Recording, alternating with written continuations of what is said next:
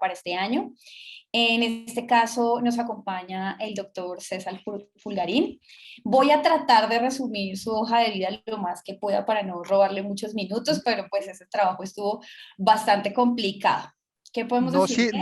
no, no cita sino 2 líneas nomás, por favor, porque yo prefiero ganar tiempo con la charla. O Bueno, sea que entonces lo mínimo posible. dos cositas diré entonces. Sí. Enseñó y dirigió un grupo de investigación durante 30 años de la École Polytechnique Federal de Lausanne. Tiene 274 publicaciones a nivel Q1 con un índice H de 65 en Scopus y de 74 en Google Scholar y está situado entre el primer y tercer autor más citado en sus campos de investigación a nivel mundial. Tengo mucho más que decir, pero pues por petición del doctor César, vamos a ampliar esta hoja de vida en el Congreso para que se den cuenta todas las cosas interesantes que podemos decir de él. Así que, doctor César, la pantalla es toda suya. Muchas gracias, Diana. Bueno, entonces hoy yo quisiera compartir con ustedes un tema en el que yo he trabajado muchos años. Si ustedes van a Scopus y ponen fotocatálisis heterogéneo, pero más precisamente óxido de titanio y, por ejemplo, desinfección, se van a dar cuenta que yo soy uno de los dos, si no el primero que más ha trabajado en esta área. Cuando yo digo eso, no es para que piensen que porque yo he trabajado mucho en esto, tengo la razón en todo lo que voy a decir. Todo lo contrario. Hoy mi charla tiene como objetivo el recordarles que he trabajado mucho en esto y que consecuentemente he cometido muchos errores en este tema de estrategias, de metodologías. Entonces yo quisiera compartir con ustedes algunos de esos errores que se traducen a menudo por una sobreestimación del potencial de una tecnología. Y entonces la mejor manera de poner en evidencia, digámoslo, el potencial real de una tecnología de oxidación avanzada es recordar algunas limitaciones. En este caso, voy a hablar entonces de la fotocatálisis heterogénea solar. ¿Ah? No estoy hablando de la fotocatálisis heterogénea con lámparas.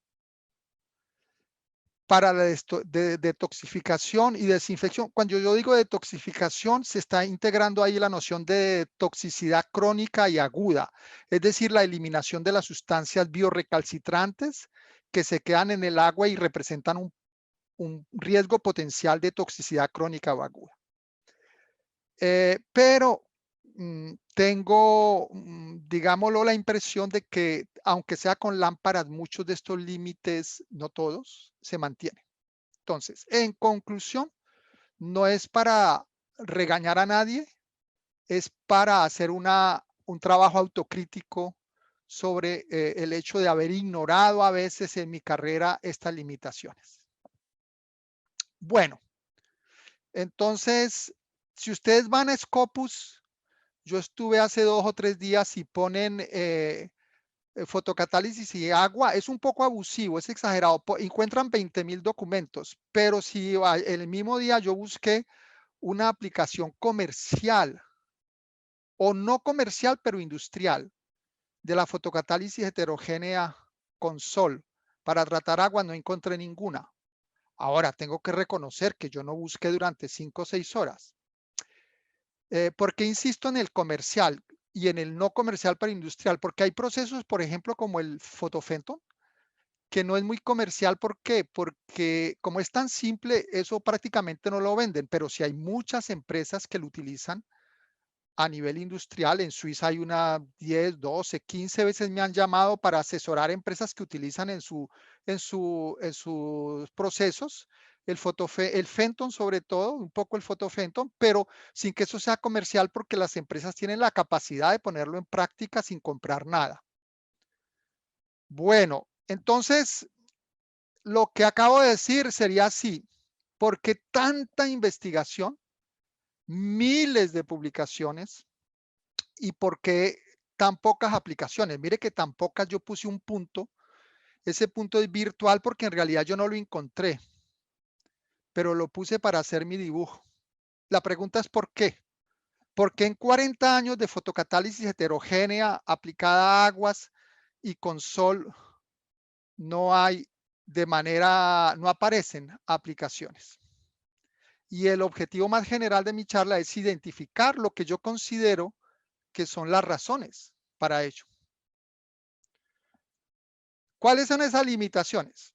Pues es difícil, por eso la diferencia entre el presencial y el virtual. Aquí me gustaría, si estuviera en presencial, preguntarles cuántas personas aquí han trabajado con fotocatálisis heterogénea, pero vamos a suponer que hay algunas que no. Entonces voy a recordar que en la fotocatálisis heterogénea se promueve en un semiconductor los electrones de una banda de valencia a una banda de conducción, y en el caso de los semiconductores más utilizados para el tratamiento de aguas, pues desgraciadamente la parte de la luz que se utiliza es relativamente pequeña, es la ultravioleta.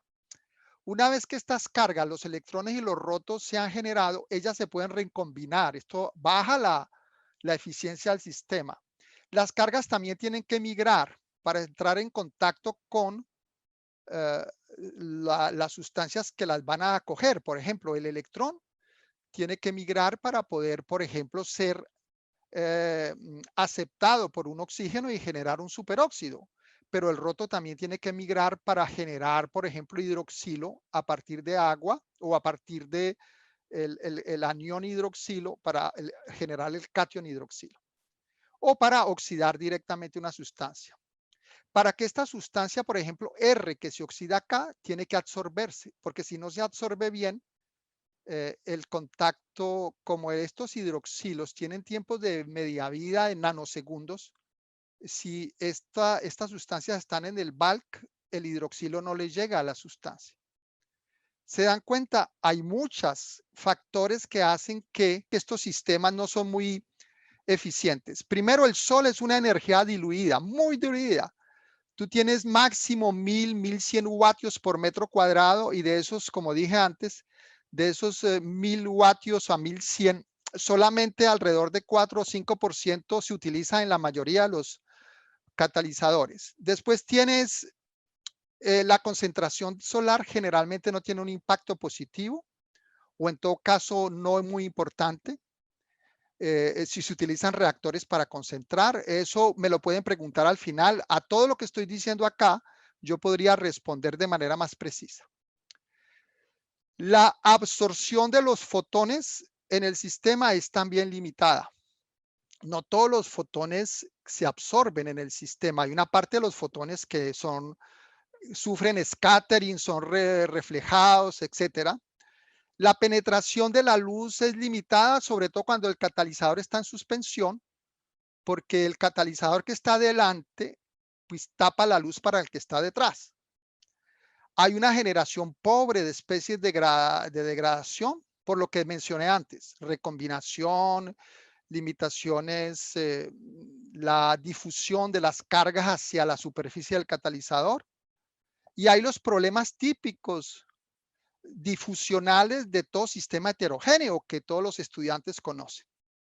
No es lo mismo un sistema homogéneo que heterogéneo. Por último, se necesita un contacto estrecho entre el catalizador y el blanco, la sustancia o la bacteria, porque el mister principal de este sistema es el hidroxilo, el radical hidroxilo, y como dije antes, son tiempos de media vida de nanosegundos, lo que significa recorridos espaciales de nanómetros, ¿Qué significa? Que tiene que estar pegado el blanco ahí. En conclusión, las eficiencias de estos sistemas, se está contento cuando las eficiencias fotónicas son del orden de 0,1%, es de 1 por 1000. Este dato se lo escuché a un colega, yo tenía un valor diferente, pero un colega Fernández en España, que es una referencia en esto, dio este dato hace poco en una conferencia. Bueno, entonces las causas, pues que todo esto da residencias de tiempo muy largas. residencias, tiempos de residencia, ¿qué significa? Los tiempos que dura la reacción. Los ingenieros como Víctor entienden mejor eso, cuál es ingenieralmente el tiempo de residencia, pero yo no lo voy a dar ahora para no producir confusión en los que no son ingenieros. Pero entonces, que yo digo acá, los tiempos de residencia son del orden de los decenas de minutos a las horas. ¿Y cuáles son los tiempos de residencia?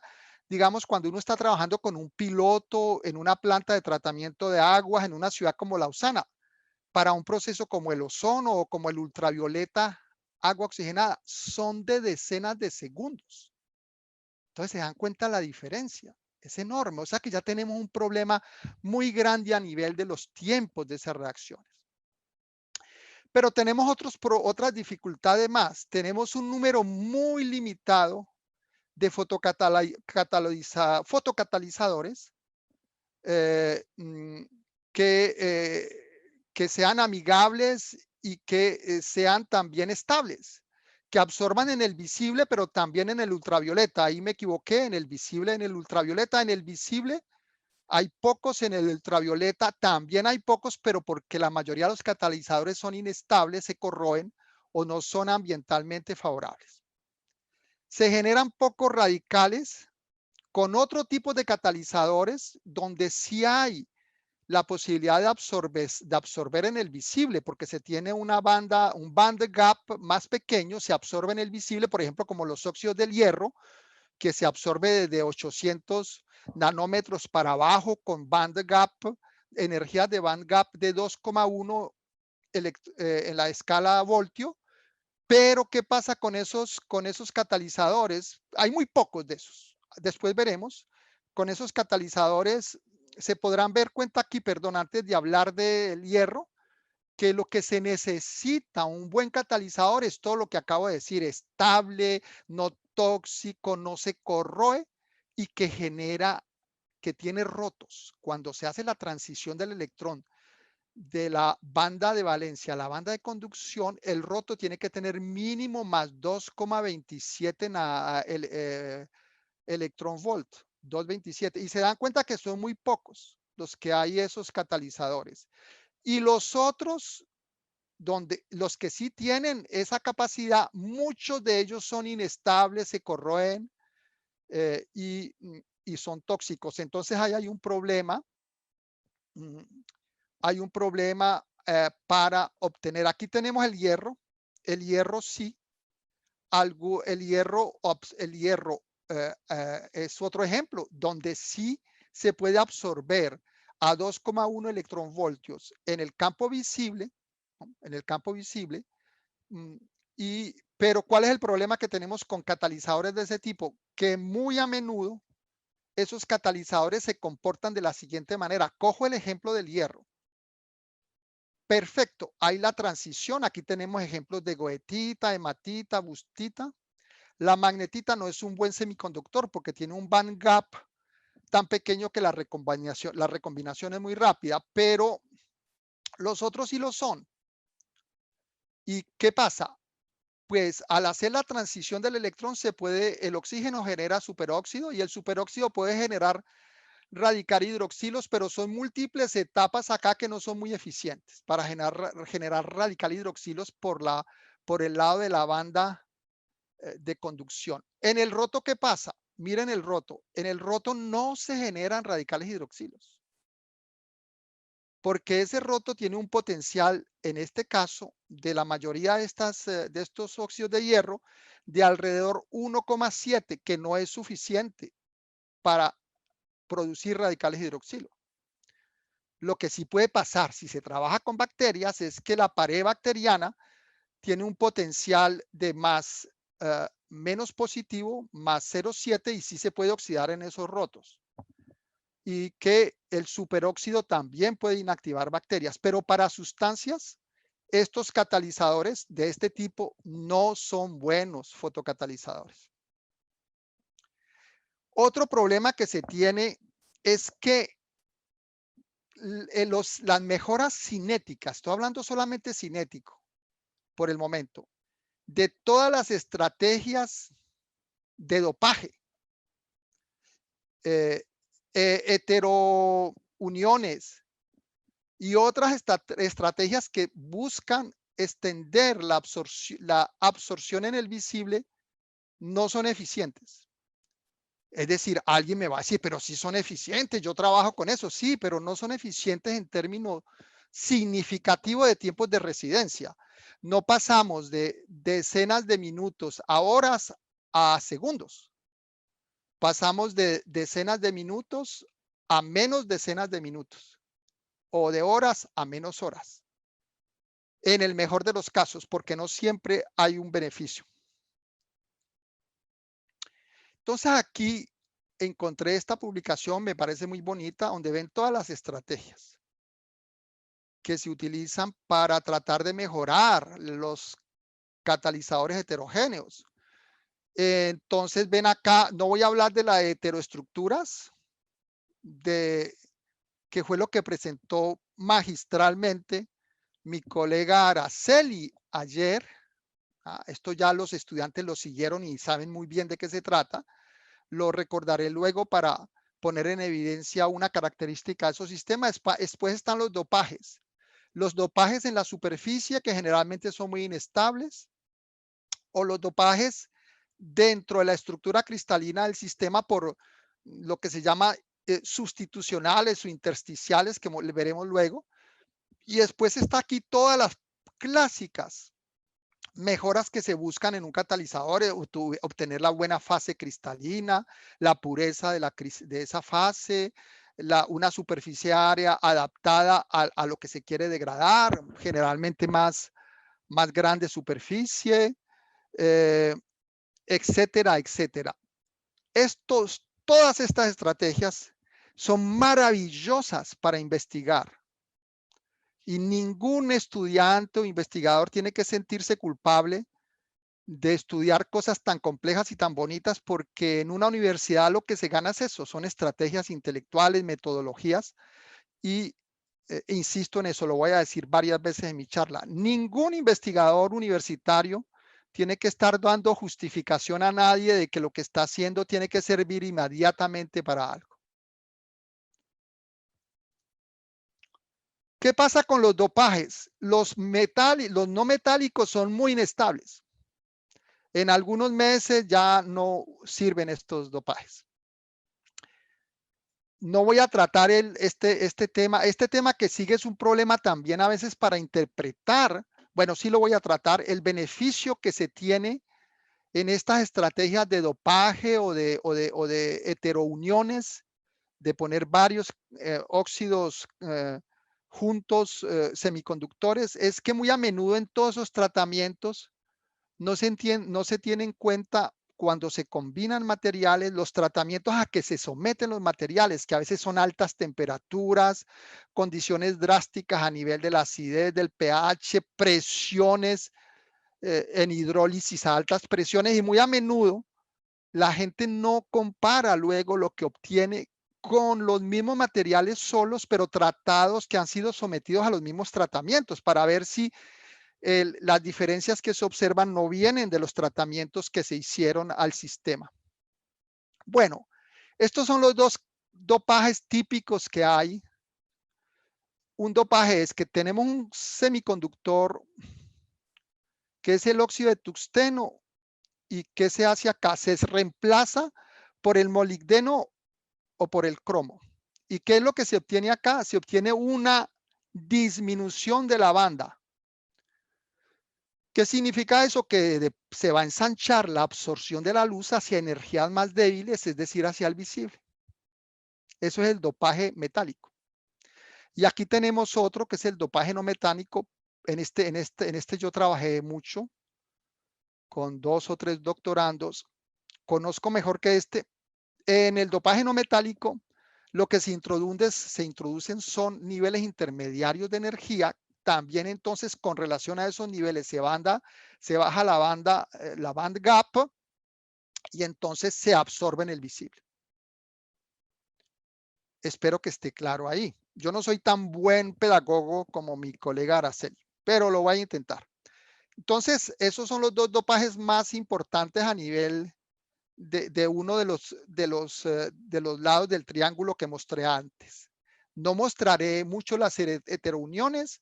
Estos son los dopajes metálico y no metálico, y tampoco insistiré en todas las modificaciones que hace para aumentar la energía, perdón, la superficie, la cristalinidad y todos esos factores. No hablaré de ello porque son procesos relativamente conocidos y banales. Entonces, ¿qué pasa con esas dopajes y con esas heterouniones?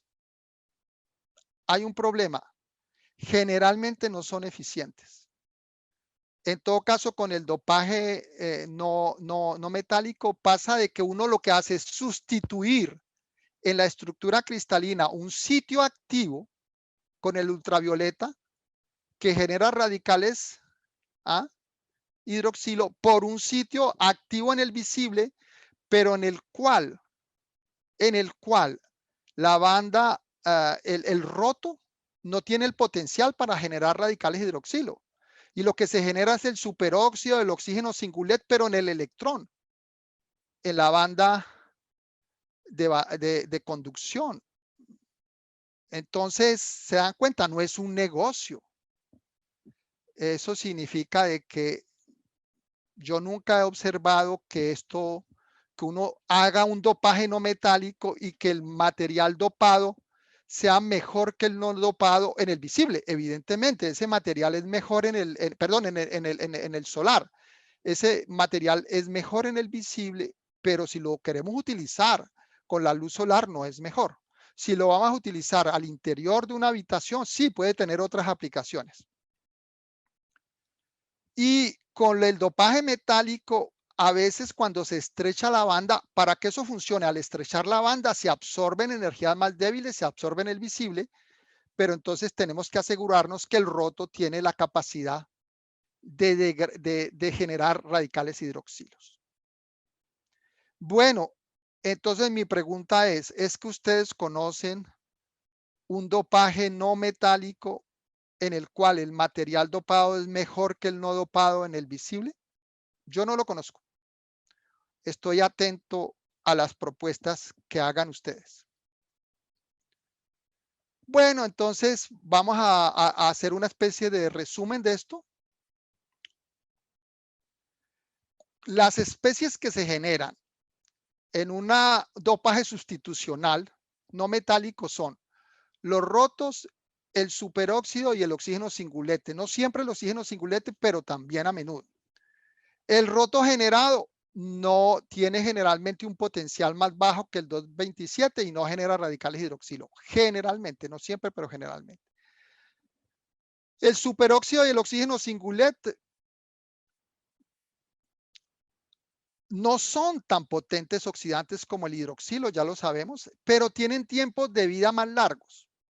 Tienen tiempo de vida del microsegundo, mientras que el hidroxilo es de nanosegundos. Lo que hace que si una sustancia, y sobre todo las bacterias, son sensibles a estos dos oxidantes, se puede compensar el hecho de que sean menos poderosos por el hecho que tienen tiempo de vida más largo.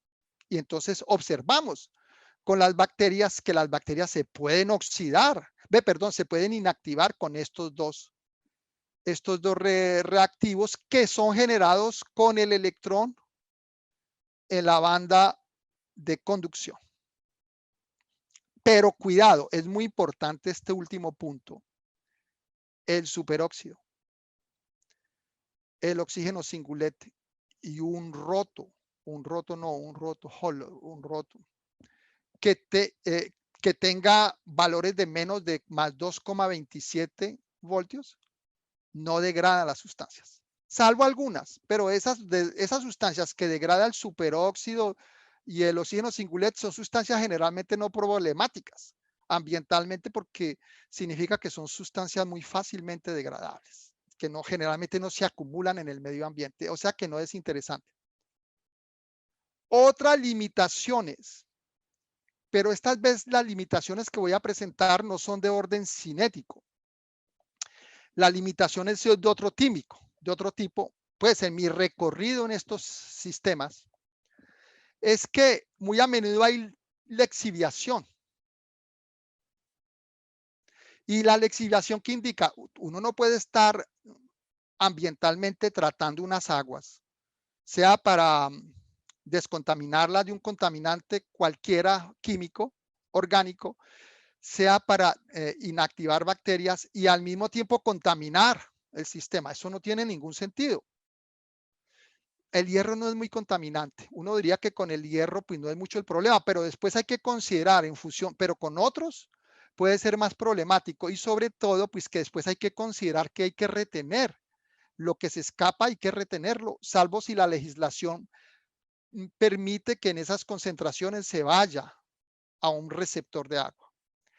Lo más grave aquí es la toxicidad de algunos elementos. Mucha gente trabaja en heterouniones, por ejemplo, que veremos luego, recordaremos qué es lo que es. Yo no voy a hacer la charla que hizo ayer mi colega, pero recordaremos dos o tres cosas. Es que a veces lo que se selecciona son metales costosos y tóxicos, como la plata, el cobre, el cromo, con problemas ambientales posibles.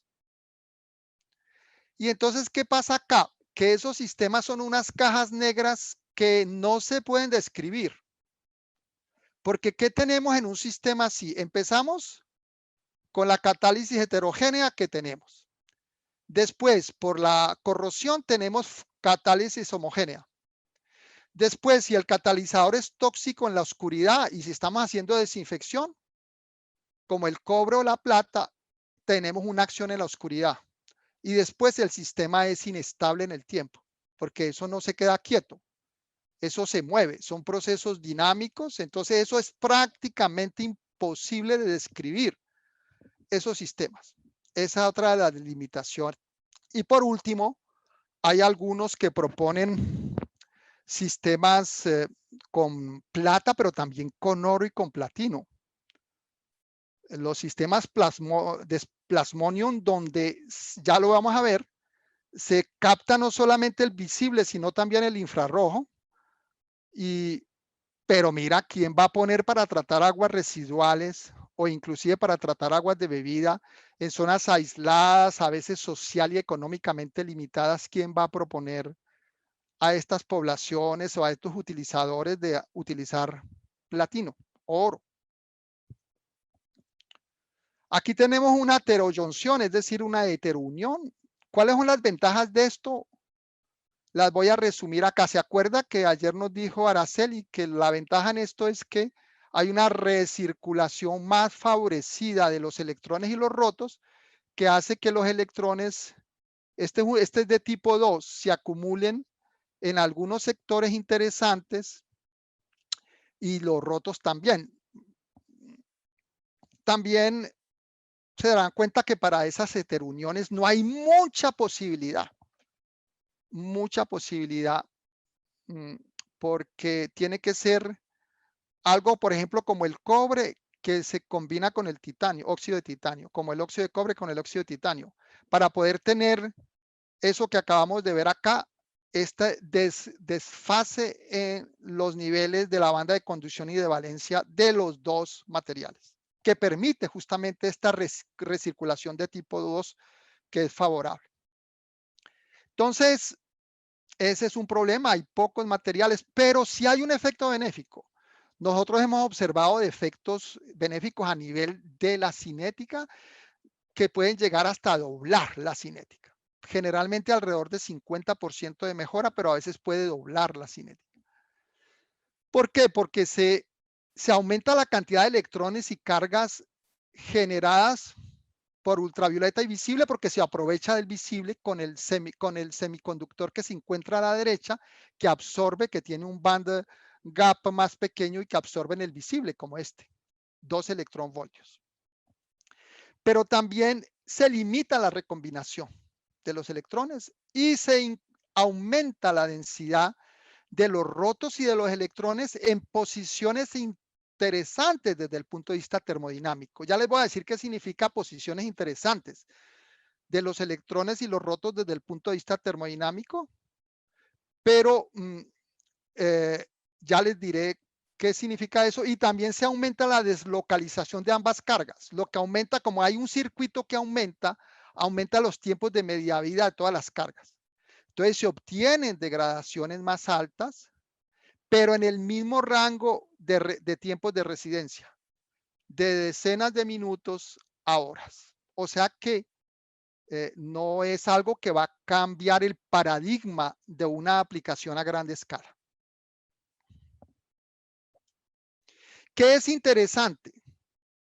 Cualquier catalizador solo o en heterouniones. ¿Qué es lo que se busca? Se busca tener rotos que por lo menos tenga 2,27 electronvoltios más 2,27 para generar radicales hidroxilo y electrones que estén alrededor de 0,28 menos 0,028 para que el oxígeno tome ese electrón y pueda entonces formar superóxido y así ser activo para algunas sustancias que no es lo más interesante, pero sobre todo para los microorganismos, que las bacterias en particular son sensibles a ese superóxido. Y aquí les muestro lo que es el plasmonium, el plasmonic, perdón, plasmonic, donde se utilizan platino, oro, plata. Y realmente esto es bello desde el punto de vista de la investigación. Yo no soy un especialista en esto, por eso no hablo mucho más. Pero desde el punto de vista de una posible utilización a gran escala, lo veo muy poco probable, porque yo creo que hay otras maneras desde el punto de vista práctico en estas aplicaciones. No significa que de pronto para sensores, para otra gran cantidad de cosas sea muy interesante, pero en estas aplicaciones no lo veo mucho, porque yo creo que en estas aplicaciones hay otra manera mejor de gastarse la plata y el oro y el platino. Bueno, otra dificultad con la catálisis heterogénea es que si tú tienes el sistema en slurry, pues ¿qué pasa con eso? Esto es en botella, pero lo mismo pasa en grandes reactores. Le va uno a decir a la persona en África, en Sudamérica, en Asia, donde yo he trabajado mucho, mire, échele fotocatálisis heterogénea a esto y después coja esto, póngalo al punto isoeléctrico, que en el caso del TiO2 es 7, para que decante una parte y el resto lo pone en ultrafiltración. ¿Usted le va a decir eso a gente que a veces no tiene ni con qué comprarse la botella?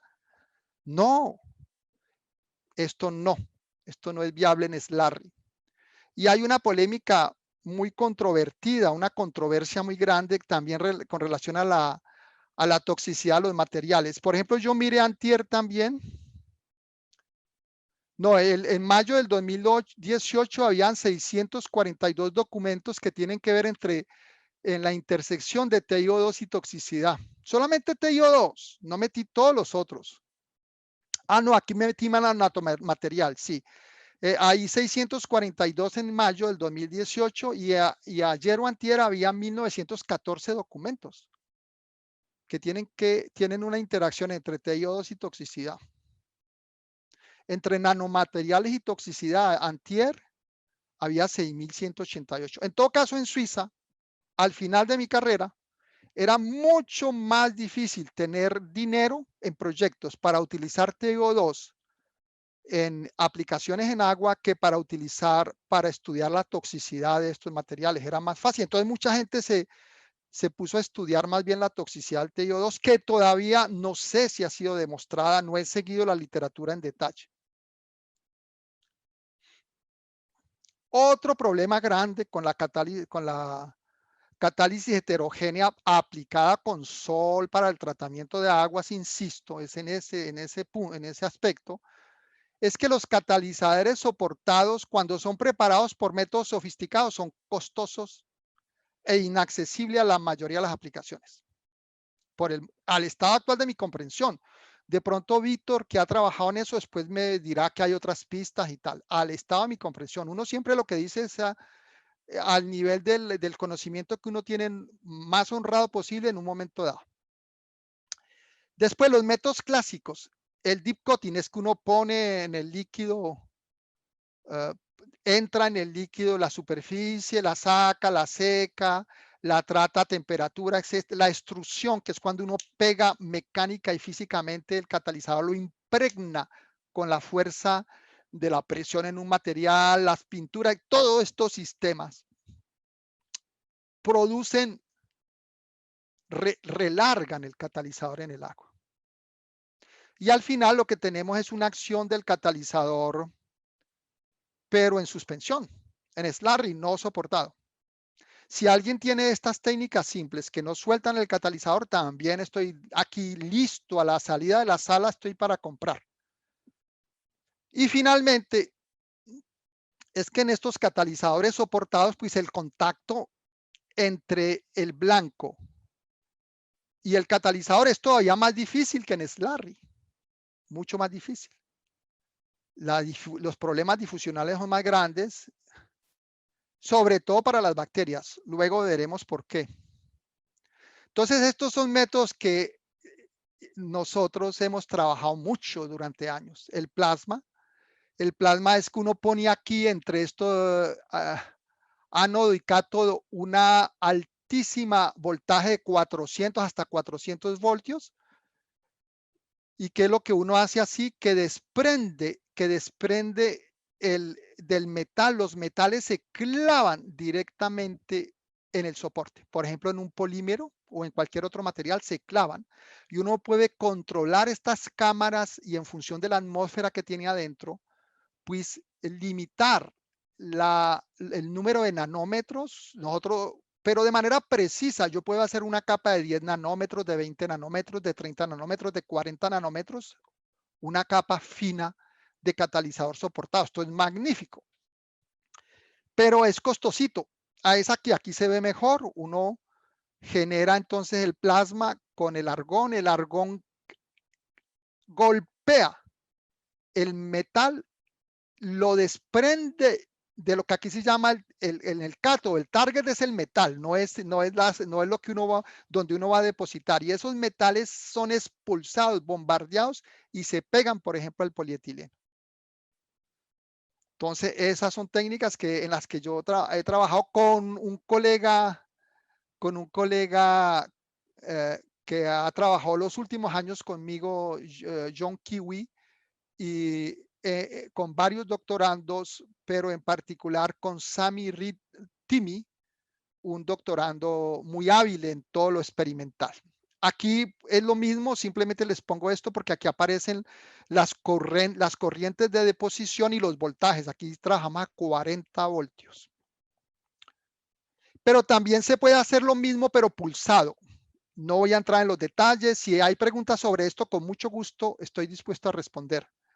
Y aquí te dan cuenta, uno puede controlar en una capa, por ejemplo, de 250 astro, puede controlar la concentración de todos los elementos. En este caso hicimos dos óxidos, óxido de cobre y óxido de titanio, y podemos controlar en la profundidad las concentraciones de los diferentes elementos. Eso se hace, uno hace lo que, digamos, lo va barriendo la capa del catalizador y va midiendo por XPS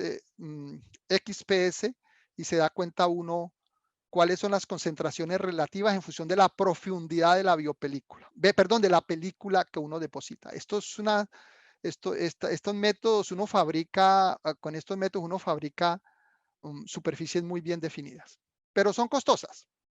Bueno, entonces están los sistemas simples. Yo tuve la suerte de participar en 2 proyectos, 3, pero en realidad estos son los más importantes, donde tuvimos CPCs en 8 países. Tuvimos prototipos con diferentes tipos de geometría. Aquí las ven, geometría para la captación de la luz. Esto es un reactor CPC, que en inglés es Compound Parabolic Collector. Esto no es un concentrador, simplemente colecta la luz y la luz que se va para atrás la devuelve. Entonces, aquí ensayamos con empresas pero duras, diferentes métodos simples de impregnación. En todos los prototipos no van a encontrar una sola publicación sobre esto. ¿Por qué? Porque nunca funcionó. siempre habría leaching. Yo les dije antes que es la razón. Los sofisticados, los métodos de deposición sofisticados son a menudo costosos y los más baratos son ineficientes. ¿Qué pasaba? Que los tiempos de residencia acá a menudo no eran diferentes que con la luz sola, salvo cuando había leaching. Si aquí metíamos soportes, fotocatalizadores soportados de manera más eficiente, la eficiencia es más baja cuando el soporte es mejor. ¿Por qué? Porque no hay leaching. No, entonces, francamente, no fue una experiencia. No se les olvide que cuando se está en Slurry, nosotros yo creo que fuimos los primeros en hacer esta foto. Esto no tiene ninguna gracia, pero simplemente que fuimos los primeros. Aquí se ve la bacteria con los aglomerados agregados de TiO2 cuando está en suspensión. Miren que el contacto ya no es muy estrecho. Pero ¿qué pasa cuando está soportado? Cuando está soportado, hemos observado que las bacterias, aquí está el TiO2, se iluminó a través de un vidrio que dejaba pasar el ultravioleta y vemos que las bacterias, tratamos de seguir las bacterias y observamos que las bacterias le huyen, porque no se le olvide, son seres vivos, le huyen a una superficie fotocatalítica iluminada. No pudimos hacer una publicación porque no pudimos reproducir esto bien, pero tienen que tenerme confianza. Una superficie fotocatalítica iluminada no es lo mismo que una superficie fotocatalítica no iluminada, sobre todo con relación a las bacterias.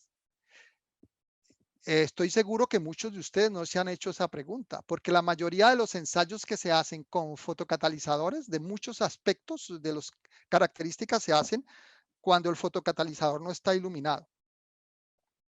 Bueno, otras limitaciones.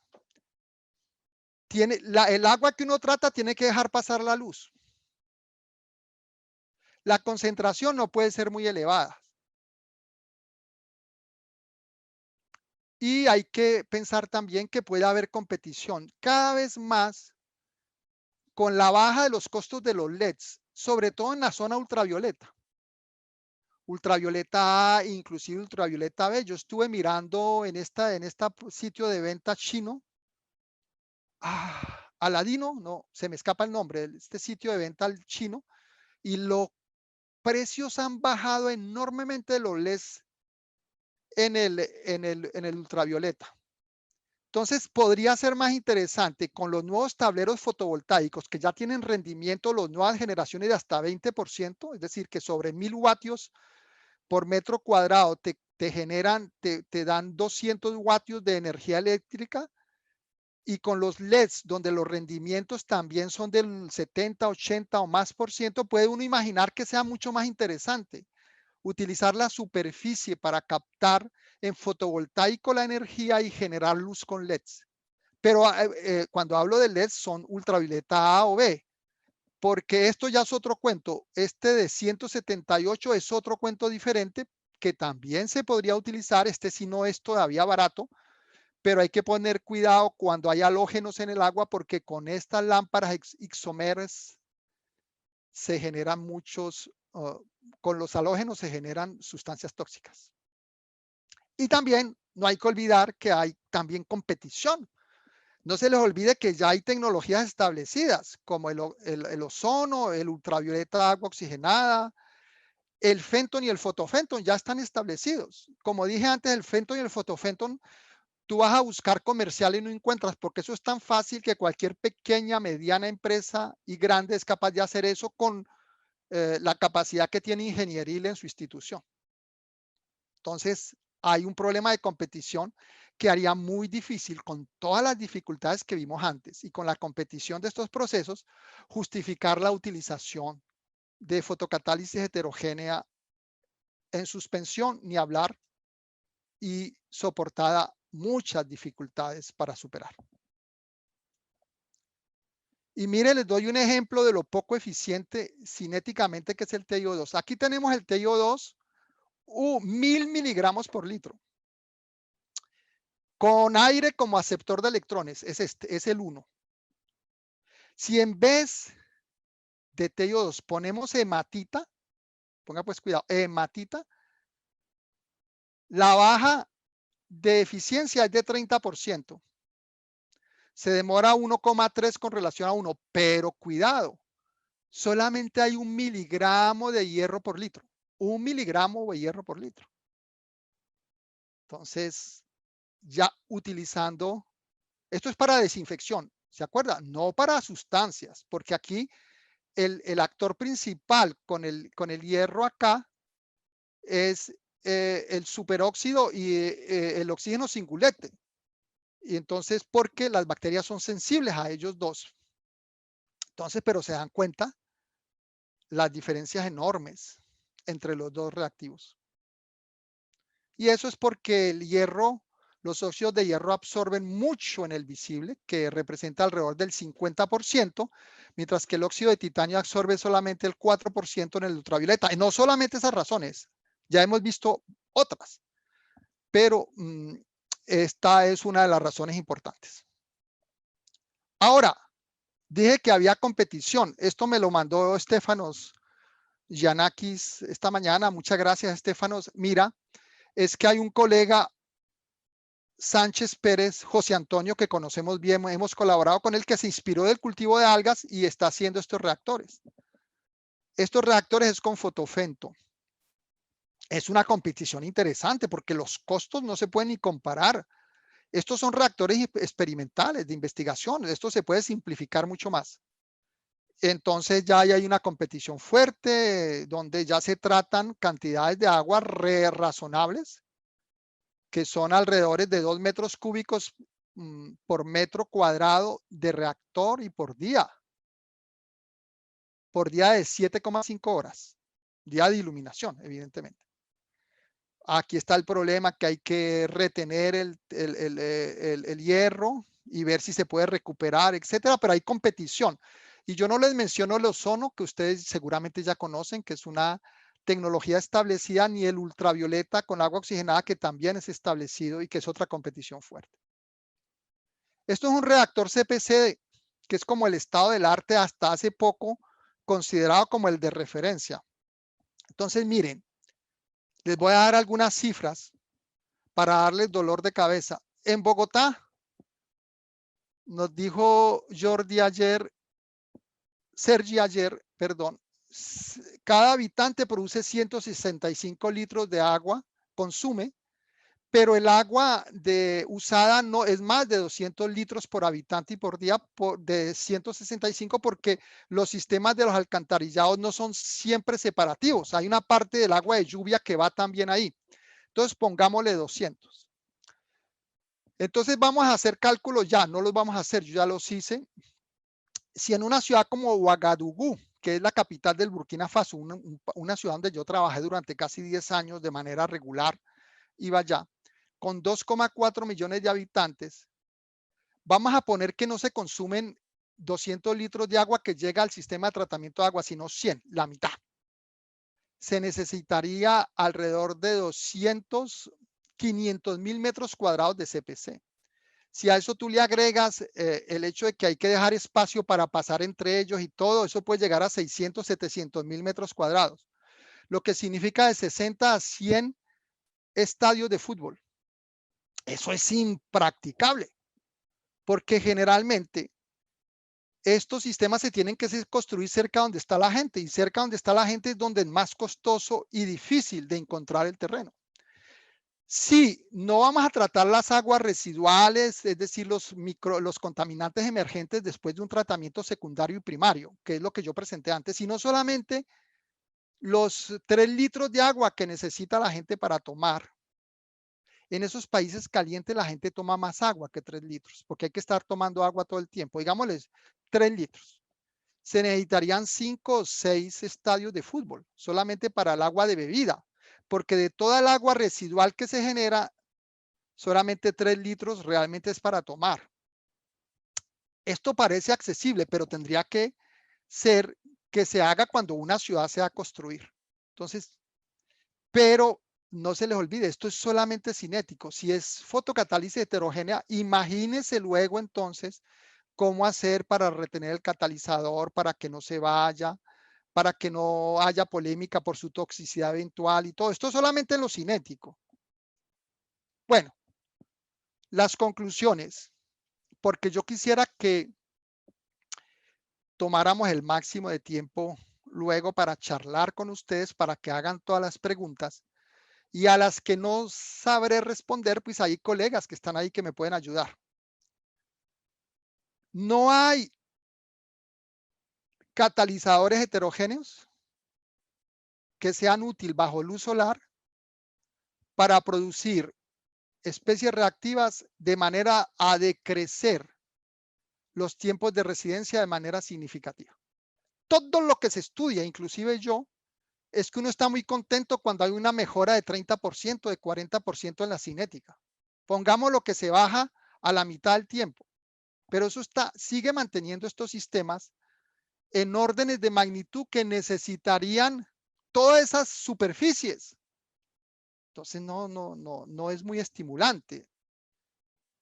No hay métodos eficientes simples. Yo estoy haciendo simples, baratos para fijar el TiO2 y el TiO2 que va en slurry es un problema para retenerlo, decantarlo, filtrarlo, ultrafiltrarlo y asegurarse que no se va nada porque hay una polémica ambiental.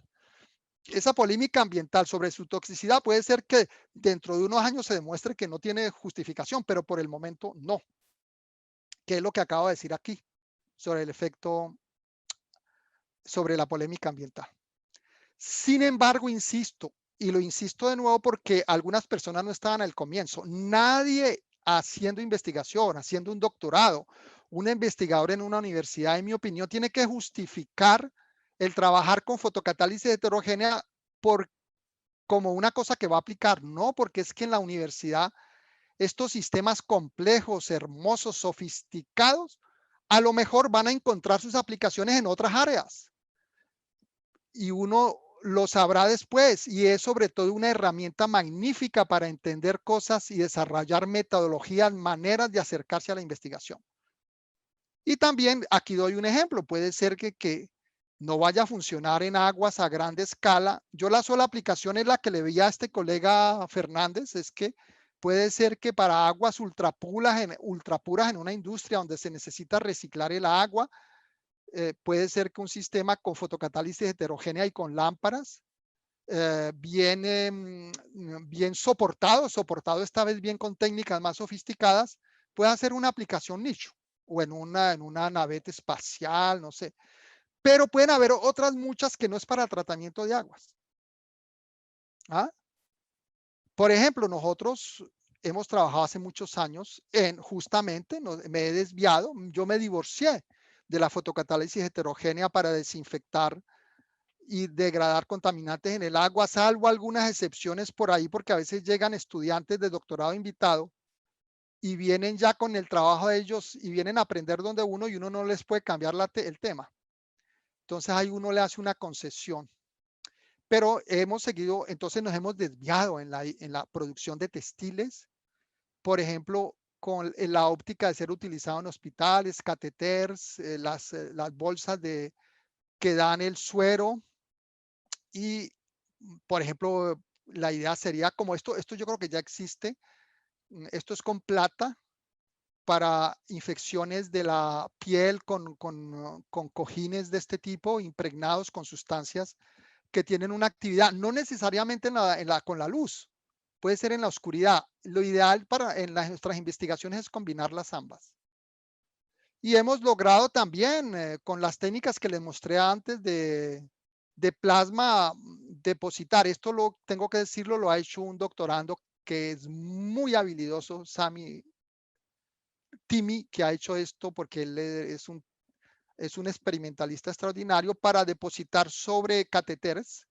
Y con esos catéteres, cuando digo hemos es abusivo, él ha imaginado maneras de depositar en varios catéteres en el plasma y después hemos trabajado con ratas para ver cómo limitar la desinfección, cómo limitar la contaminación de los catéteres en los hospitales, que es un problema grande. En este caso es una acción en la oscuridad, y en la oscuridad esa, esa acción en la oscuridad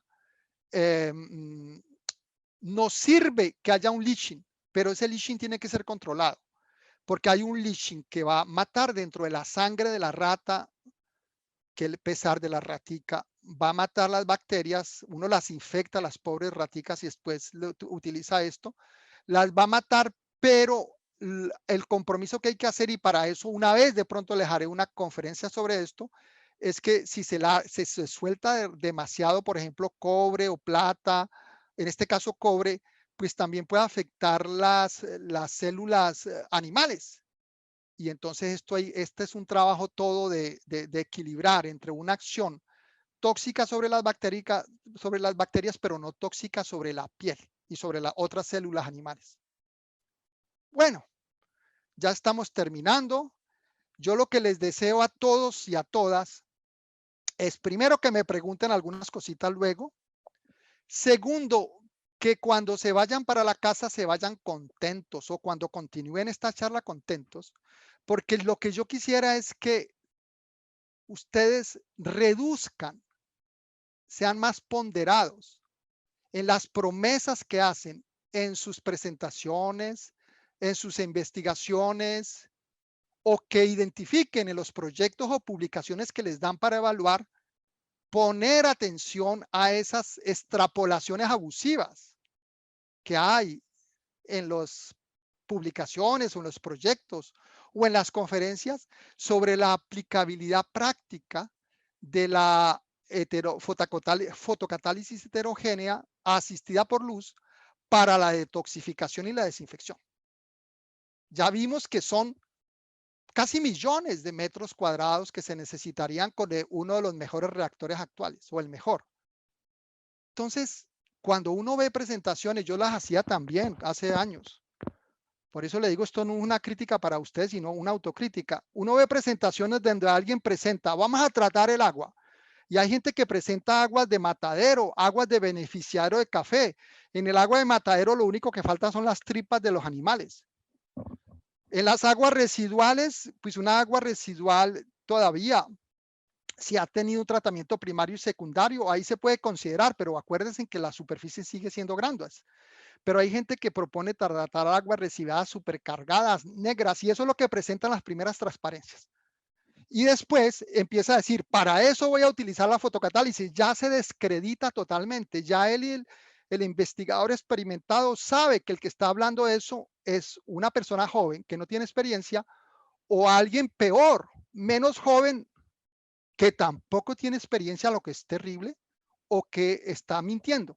Entonces, de ninguna manera es bueno tener ese tipo de extrapolaciones abusivas, prometer aplicaciones en áreas con matrices cuando no es posible. También se limita el riesgo de que se sigan métodos y se tenga un entusiasmo basado en una especie de mamut que se va a cazar, es decir, una aplicación cuando ese mamut no existe o está muy difícil de que exista, en mi opinión.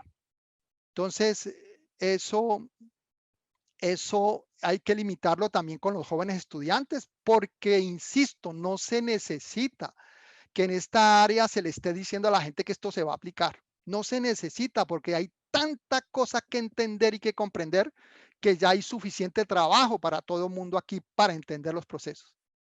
Un elemento terriblemente negativo cuando uno extrapola y propone tratamientos de matrices que no son posibles de tratar, que no son viables, que no son realistas, es que se pierde la credibilidad de los socios potenciales. Si uno está buscando una alianza en un proyecto y el colega lo escucha a uno hablar así, ese colega ya es muy amable con uno, pero ya lo evita. Se va a buscar una persona más sensata. Pero peor todavía con las instituciones de buen nivel, y peor todavía con las compañías, que uno llegue gente a una compañía privada, hagan un esfuerzo para algo y solamente después descubran, como un niño que juega a la escala real con un juguete grande, de que eso no funciona. Eso es terrible. En mi presente comprensión, En mi comprensión presente, este proceso está todavía a nivel de investigación, muy lejos de aplicaciones a aguas, grandes volúmenes, complejas, con sol de la fotocatálisis heterogénea. En mi opinión personal, estoy dispuesta a discutir esto, salvo en nichos muy específicos. Y termino diciendo que este tópico, pues, es un tópico complejo, como ya lo dije antes, que no necesita ser justificado para ser estudiado, porque en las universidades estamos es para la mercancía, el producto de una universidad es crear estrategias intelectuales que permitan a los estudiantes acercarse con un método, tener la capacidad de observar una experimentación, de identificar los elementos prioritarios de los secundarios, de buscar la manera de representar esos fenómenos, de explicarlos, luego de presentarlos, de discutirlos con relación al estado del arte, la literatura, de extrapolar, de contrastar, de escribir de manera clara una publicación. Todas esas herramientas son las que el producto de una universidad, y no estar obsesionados con la aplicación, porque cuando uno está obsesionado con la aplicación, se le daña la alegría a uno, sobre todo en áreas donde esa aplicación está lejana.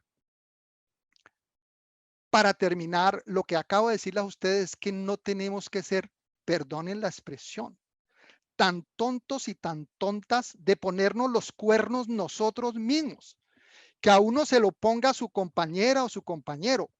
Ya, eso puede pasar. El compañero o la compañera, uno se puede enamorar de alguien, eso puede ser, eso hace parte de la vida.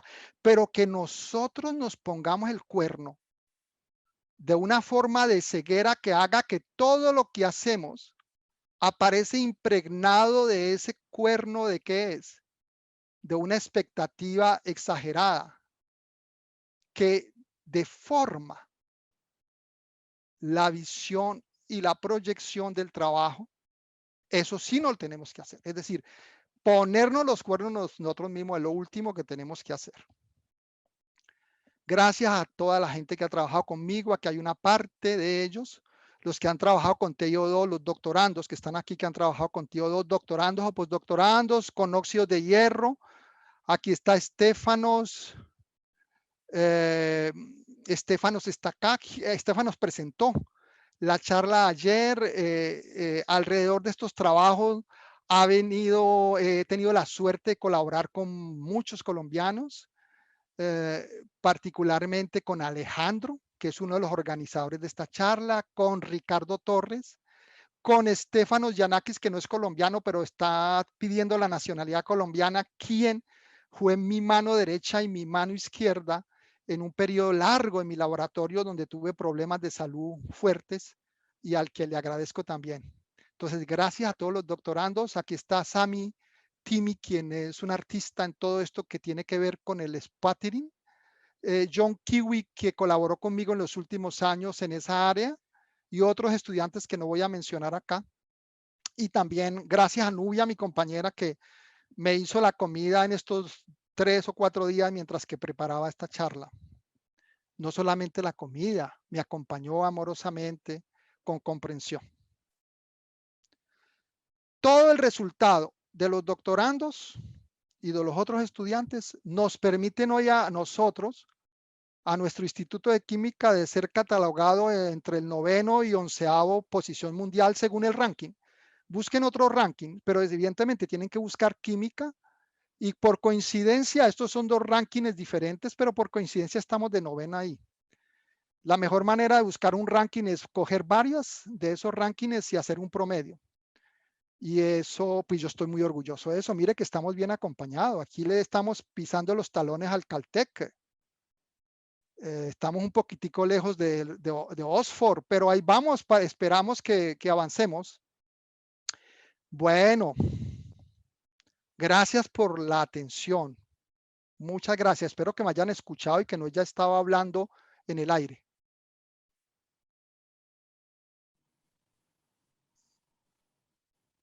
Ya terminé. ¿Me escuchan? César, Ay, me muchas asusté.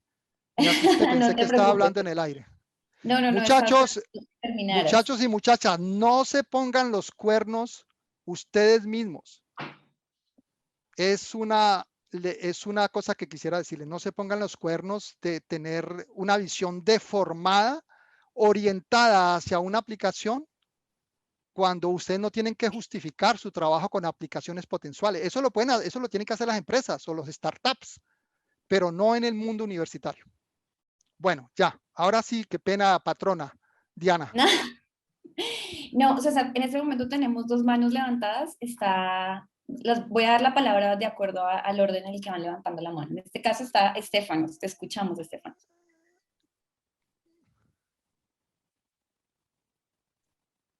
Tienes el micrófono apagado. Bueno, gracias. Es que al principio no me dejó de desbloquearlo, ¿sabes? Entonces, bien, todo bien.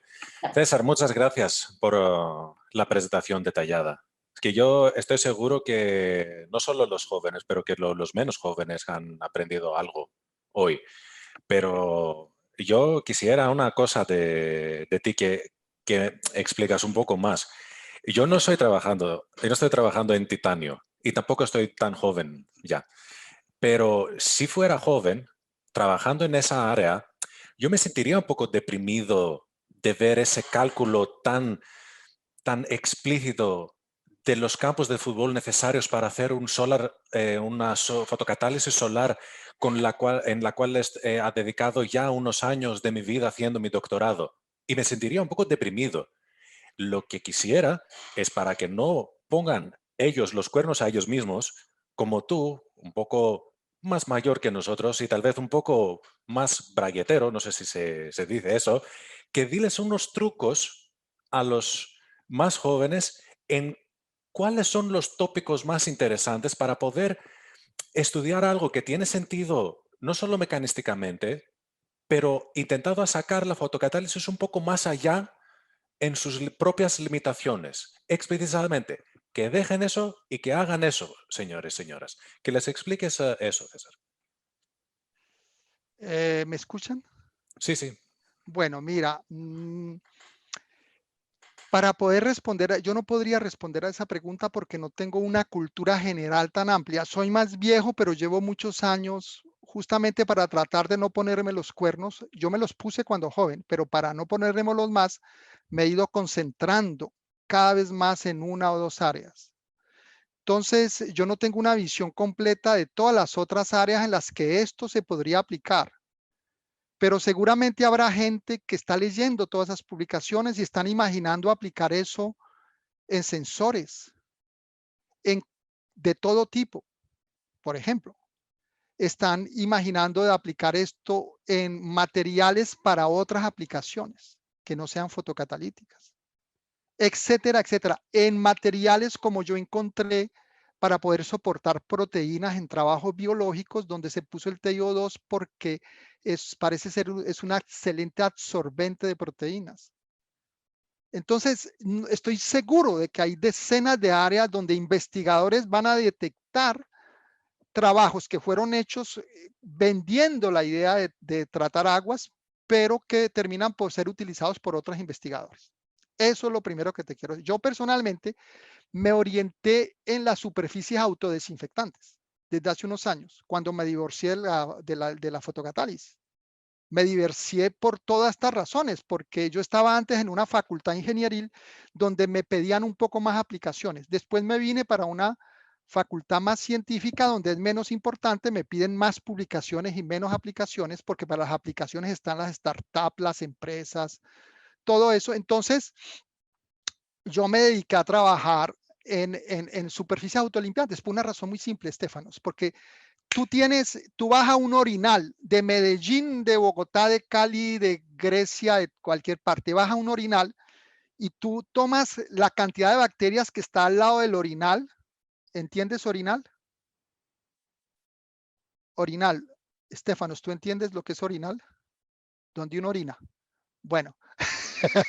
Y tú mides las Es el bacterias. micrófono se apaga el mismo, César, perdón. Que Bueno, sí que entiendo el orinal. tú tienes las bacterias, mide las bacterias que están al lado, y las bacterias que están al lado de un orinal son poquitas por superficie. Eso no, porque no es que haya tanta comida ahí. Todo el mundo dice, ahí no hay tanta comida. Entonces, ¿qué pasa? Que tienes en una superficie, tiene pocas bacterias. Segundo, tú no tienes fuerzas de cizalla, porque por esa superficie, ¿cuál es el fluido que pasa? El aire, pero no de manera dinámica. No está el aire ahí, no, ni siquiera pasa. Tú no tienes agua, porque eso no lo estás lavando todo el tiempo. Tú no tienes competición con una gran cantidad de sustancias que hay en el aire, muy poquitica competición. O sea que tú no tienes problema de tiempo de residencia. No tienes problemas de tiempo de residencia. Tú tienes todo el tiempo y te sobra el tiempo. Entonces yo por eso en los últimos años, para hacerte más preciso, me he ido en esa área. Y entonces eso es lo que yo elegí. No conozco todas las otras potenciales aplicaciones porque no tengo la cultura general suficiente. Identifico algunas, pero finalmente, Estefanos, la motivación, el producto principal de un investigador es producir conocimiento, comprensión, procesos, métodos, y hay que estimular a los muchachos con esos y no estimularlos en un comienzo con aplicaciones. No, no, no, no. Sobre todo en un contexto tan pobre como el latinoamericano, a nivel de ciencias de base, de investigación de base. ¿Por qué? Porque cuando tú promueves la aplicación en un contexto donde no hay una masa crítica de investigadores suficientes de alto nivel, ¿qué va a pasar? Que no vas a tener con qué solucionar la cantidad de problemas que se presentan. Colombia tiene centenas de elefantes blancos, de instalaciones de todo tipo, que la gente con el entusiasmo de solucionar un problema puso y no saben después por qué no funciona y cómo ponerlo a funcionar. Ese es el producto principal. Y además, la mayoría de los descubrimientos de la ciencia se hacen en un área diferente del que tú estabas buscando solucionar. O sea que esa información es, yo creo, la más importante. Trabajen en eso, muchachos. No se fijen objetivos de tratar agua de matadero con tripas o de café con las bolas de café adentro, sino que van a entender las cosas y después habrá alguien que le buscará aplicaciones. No te deprimas, Estefanos. Es difícil no deprimirse. A todos nos ha pasado en algún momento. Bueno, como les dije, voy a ir dando la palabra de acuerdo al orden del que han levantado la manito. En este caso tenemos a Elizabeth Estrada. Elizabeth, te escuchamos. Buenos días. Bueno, primero, ¿sí me escuchan? Sí. Sí, Elizabeth. Ah, listo. Pues primero quería darle las gracias al profesor César, que la charla estuvo muy interesante y yo cada vez que lo escucho siento que aprendo cosas muy valiosas.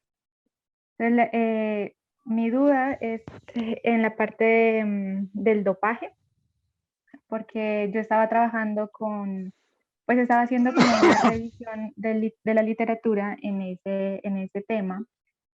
Y yo lo que usualmente veo es que cuando se trata o se dopa al dióxido de titanio, por ejemplo, con diferentes metales o compuestos no metálicos, elementos no metálicos, lo que uno siempre ve es que hay un aumento en la eficiencia pues de las degradaciones. Y entonces yo siempre me encuentro en esa revisión que estaba haciendo, me encuentro con eso, con que el dióxido de titanio, que es más eficiente bajo ultravioleta, se dopa y lo que hace el dopaje es como llevar al dióxido de titanio a que absorba en la región visible y eso hace que aumente las eficiencias en la degradación bajo radiación visible. Entonces, esta charla ya me deja muchas dudas porque yo lo que siempre encuentro es que la eficiencia aumenta y que es como un progreso digamos, para encontrar ese fotocatalizador ideal que puede aprovechar la radiación solar. Y entonces no sé si se hace mal cuando se compara el dióxido de titanio bajo irradiación visible o solar, donde no es muy eficiente, con esos resultados cuando está dopado, donde sí es muy eficiente bajo irradiación solar. No sé si me hago entender. No, entendí perfectamente. Y no, nada de lo que estás diciendo es contradictorio. Si tú dopas un material por cualquiera de los dopajes que hemos conversado acá, pero hablemos, por ejemplo, del doping, perdón, del doping, por ejemplo, no metálico. No, hablemos del no metálico. Si tú dopas evidentemente, y que tú luego comparas el material no dopado con el dopado, en el visible, tu material va a ser mejor. 20, 30, 40%. ¿De acuerdo? En el visible, lo comparas en el visible. Pero es que yo estoy hablando de tratamiento de aguas con sol. Tú no vas a tratar el agua al interior de una habitación o de un garaje. Es con sol. Entonces tú lo que tienes que comparar es con sol. ¿Y qué es lo que pasa? Que a menudo lo que uno hace, estás viendo mi pointer acá, lo que uno hace es sustituir en la red cristalina del semiconductor, sustituir un sitio que es activo para el ultravioleta, lo sustituyes por uno que es activo para el visible. Y entonces sí, en el visible sí aumentas, pero cuando vuelves al solar completo, donde está el visible y el ultravioleta, a veces, muy a menudo no ves diferencias. O a veces es peor. ¿Por qué? Porque has ocupado un sitio activo en el ultravioleta por uno en el visible, pero cuando haces con el espectro total, eso no significa una mejora. O una mejora muy pequeña. ¿Me entendiste? Sí, ¿O tienes una duda? Siento que tienes una duda ahí. sí, pero, o sea, lo que yo le decía cuando reviso artículos, entonces todos se presentan como si La la mayoría onda hacen trampa. La mayoría hacen Ujú. trampa por ignorancia o voluntariamente. Porque la mayoría presentan es la mejora en el visible, pero esa mejora en el visible no necesariamente se adiciona al efecto con el ultravioleta cuando pasas a la luz solar completa. Claro. La mayoría se hacen los locos con eso. Y por eso yo les pregunté a ustedes, ¿ustedes conocen un catalizador dopado, por ejemplo, con no metálico que sea mejor que el no dopado en el solar? Yo hago esa pregunta en todos los congresos, en los más grandes. Una vez había un congreso en San Francisco donde en mi sala habían como 400 personas, porque son congresos de 5,000, 6,000 personas y nadie me pudo decir que conocía un catalizador mejor así. Con el dopaje metálico sí, porque con el dopaje metálico, mira aquí en la mitad, si tú mantienes este roto, porque aquí con el no metálico el roto es menos oxidativo cuando haces el dopaje, entonces no genera radicales hidroxilo. En el metálico, si puedes mantener un roto abajo con un potencial de oxidación suficiente para generar hidroxilo y reduces la banda, pero la reduces bajando la banda de conducción. Entonces aquí en esto sí, pero las mejoras ahí sí pueden ser hasta del doble con el metálico, inclusive en el solar completo. Pero eso no te cambia de los tiempos de estadía del sistema de manera significativa para las aplicaciones en aguas y todo lo que estamos hablando, salvo en pequeñas cantidades de agua eventualmente. ¿Ahora te quedó más claro? Sí, Si sino no, tú que me yo puedes mandar, recientemente, una vez me puedes mandar un correo electrónico listo. y podemos hablar de eso con más Sí, detalle. Pero porque dime, de a ver, hecho tenías yo otra vi, pregunta, te interrumpí, qué pena. de hecho es que hace poquito vi artículos muy recientes donde el dopaje con nitrógeno mostraban eso, que tenía mucha eficiencia en el visible comparado con el dióxido de titanio. Absolutamente, pero yo estoy hablando es del solar completo porque es para tratar agua. No Ok, vamos a tratar aguas al interior de una habitación y filtrando el ultravioleta y todo, ¿sí? listo. Total, una vez podemos hablar entre nosotros dos, si tú quieres, por un correo electrónico. Listo, y la otra pregunta era, tú mencionabas una estrategia para concentrar la radiación solar y que se mejorara la eficiencia de las degradaciones. No, Entonces, eso ¿cómo no, es mira, esa? el sol no, eso no, todos los trabajos que han sido hechos, Víctor va a hablar de eso probablemente porque él es un especialista en eso, pero el sol está fijo, es una lamparita que tú no puedes modificar. Entonces, lo que se puede mejorar con todos los ejercicios, las maniobras, las piruetas que tú puedas hacer a nivel técnico, lo máximo que tú puedes mejorar es el 10 o 15% de la captación de fotones. Tú no puedes pensar en la concentración, o por lo menos no en concentraciones importantes, porque cuando tú concentras empiezas a aumentar la temperatura, En los blancos, entonces ahí si es bacteria, lo que hace ya es que matas térmicamente a las bacterias. Si es con sustancias, las sustancias se desorben del catalizador porque cuando aumenta la temperatura la absorción disminuye y generalmente eso ya está estudiado, no es eficiente. Mira los libros de Sisto Malato y todo, donde hablan de que la concentración funciona hasta cierto punto, pero después para adelante no funciona. Entonces, y eso dependerá de las aplicaciones y todo, pero no es una estrategia. Yo trabajé mucho con sistemas concentradores, comparándolos con CPC hace muchos años, y nos dimos cuenta que eso no traía más complicaciones técnicas que ventajas cinéticas. Listo, profe, muchas gracias. Con muchísimo gusto. Vale, muchas gracias a Elizabeth por sus preguntas. En este caso le damos la palabra al doctor Sixto.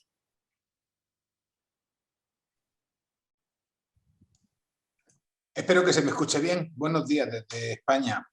Buenos días, César. ¿Dónde está? ¿En Suiza? Hola, Sisto. Estoy en Suiza, Sisto. Mucho gusto verte. Ay, pero tú no estabas desde el comienzo, te vamos a poner falta. Oye. ¿Desde el comienzo de quién? De la charla. No, me he apuntado después que yo tengo, estoy trabajando, no he podido colocarme desde el principio. Estoy ahora mismo en la plataforma solar, entonces no he podido incorporarme. Desafortunadamente, como no he podido ir a Colombia, lo de asistir a conferencias desde lejos tiene ese problema. No te sueltas de tu día a día y no puedes dedicarle todo el tiempo.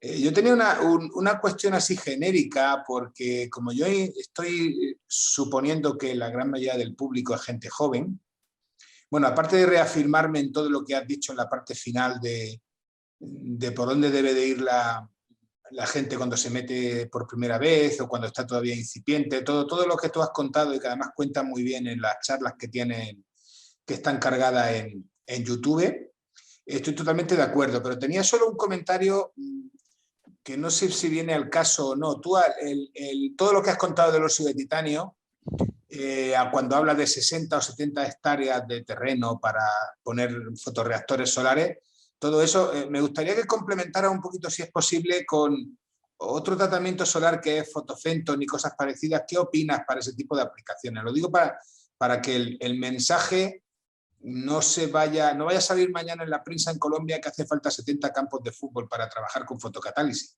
Sería para trabajar con fotocatálisis con óxido de titanio concretamente. Sisto, sí, por eso, muy buena la pregunta. Yo mencioné en mi charla que mi charla se orientaba principalmente a fotocatálisis heterogénea solar.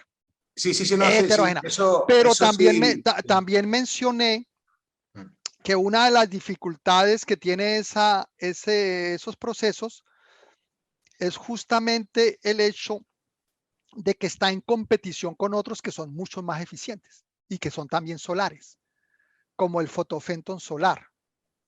Entonces, también por eso mencioné los trabajos que hemos hecho, que han hecho ustedes y a veces en cooperación en proyectos europeos con fotofenton, pero más recientemente mencioné los trabajos de José Antonio con su reactor, con este reactor, por ejemplo.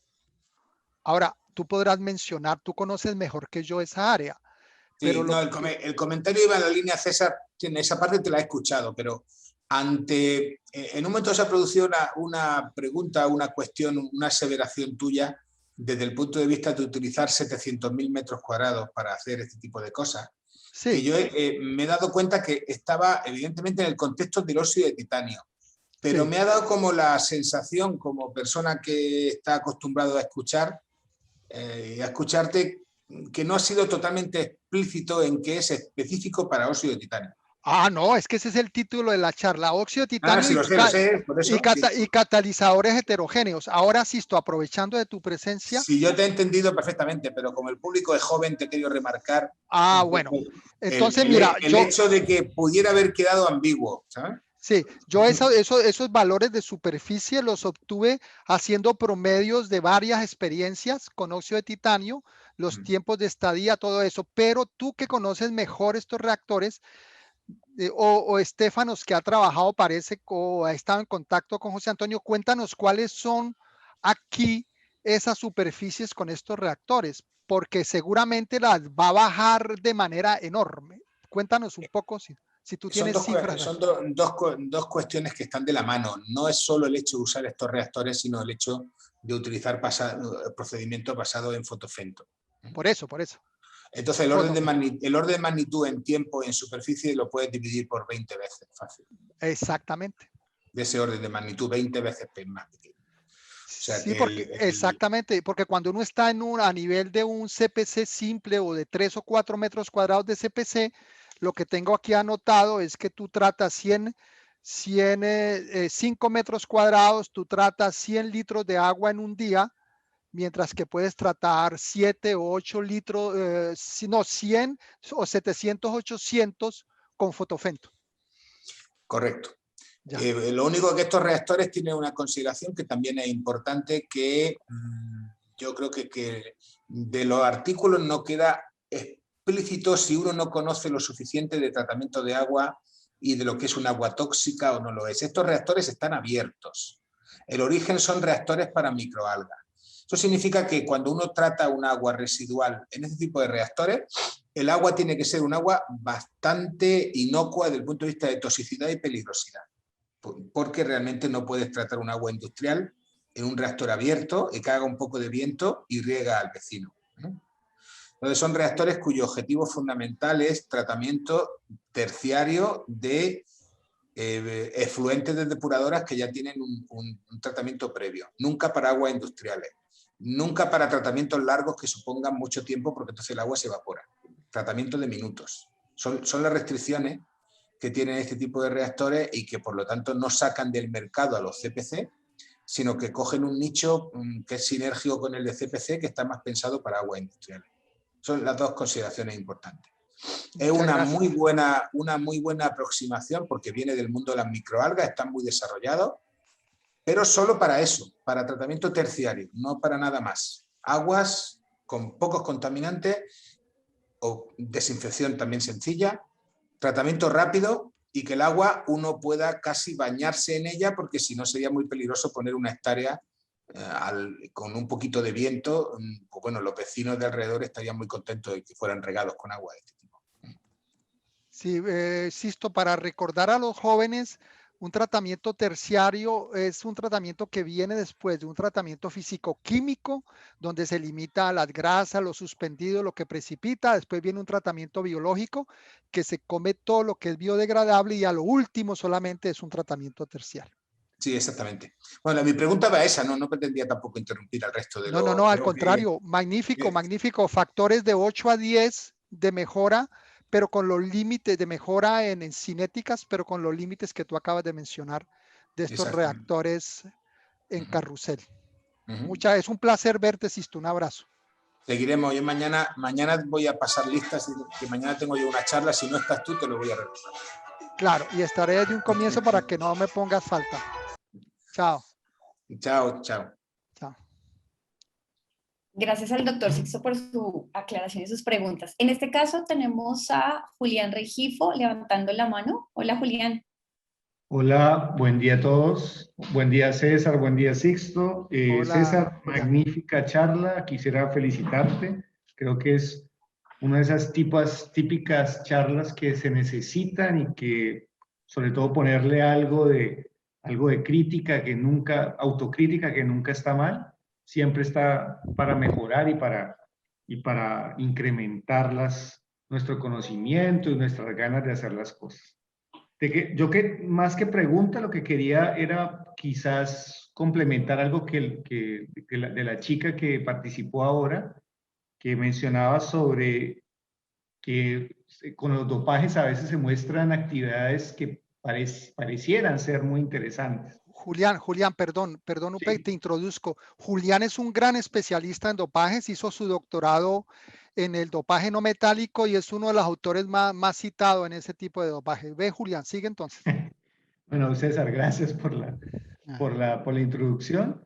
La cuestión allí es que hay un cuello de botella grave en esos tipos de evaluación de materiales fotocatalíticos principalmente. Me voy a concentrar en los dopados con nitrógeno, que es lo que conozco, porque muchas veces se utilizan metodologías de evaluación que no necesariamente son correctas. Colorantes, por ejemplo.